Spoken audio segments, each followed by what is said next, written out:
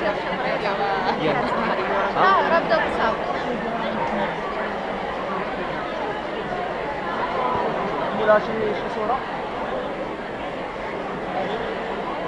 فيلم دير فيلم دير فيلم دير فيديو.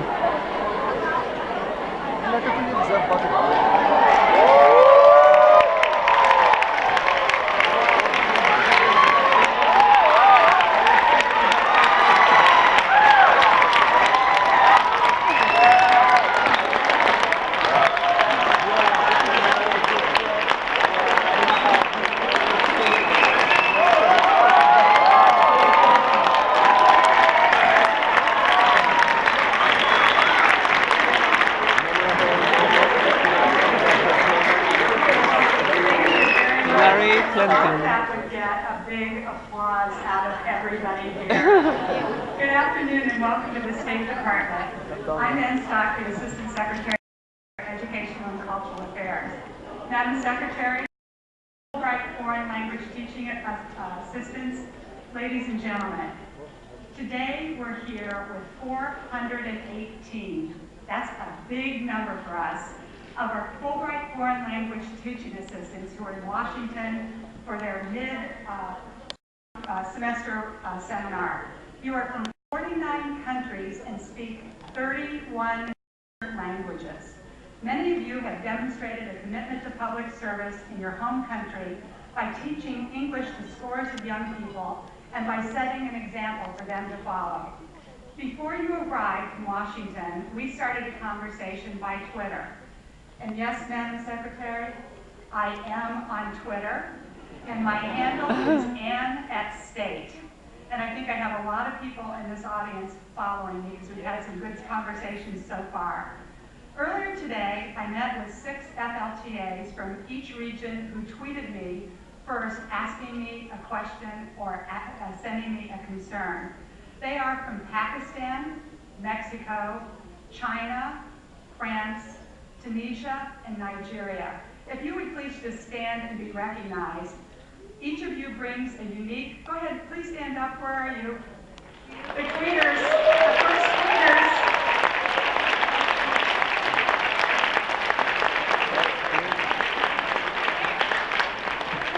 Each of you brings a unique perspective to this program, and it's been such fun. We spent about a half an hour to hear your stories of your experiences in the United States.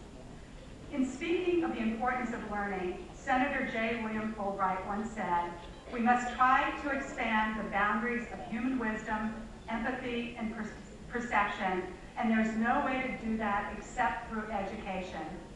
Throughout her career and as America's top diplomat, Secretary Clinton has worked to expand the boundaries of human wisdom, empathy, and perception. She's been a tireless leader in Arkansas, in the White House, in the United States Senate, and now as Secretary of State. She partners with leaders across the hemisphere and continent to provide solutions to the challenges that face all of us. And she represents America, its values, its ideals, and its promise. Ladies and gentlemen, please welcome the Secretary of State, Hillary Rodham Clinton.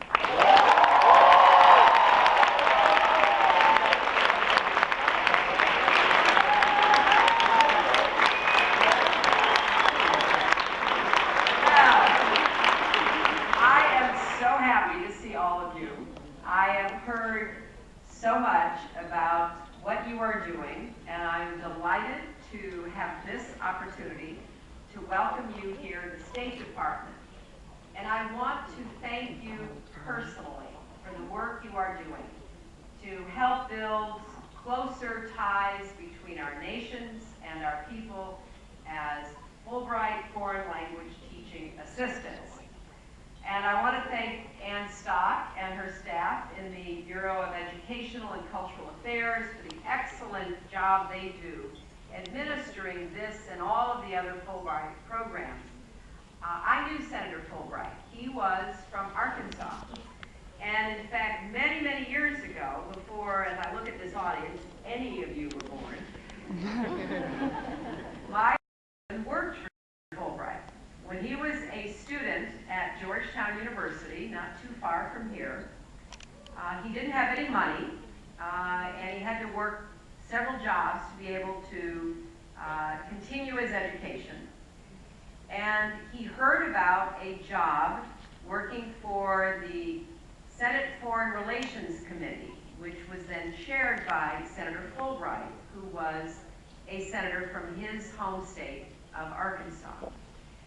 So my husband called and visited and tried to introduce himself because he really didn't know anybody. He didn't have anyone who could pick up the phone and intercede for him. And he finally met someone who was working for Senator Fulbright. And so Bill asked if there were any jobs and how much they paid. And so the man said, well, we have a part-time job and it pays X amount. And Bill said, well, could I have 2 part-time I'll be able to stay and finish Georgetown.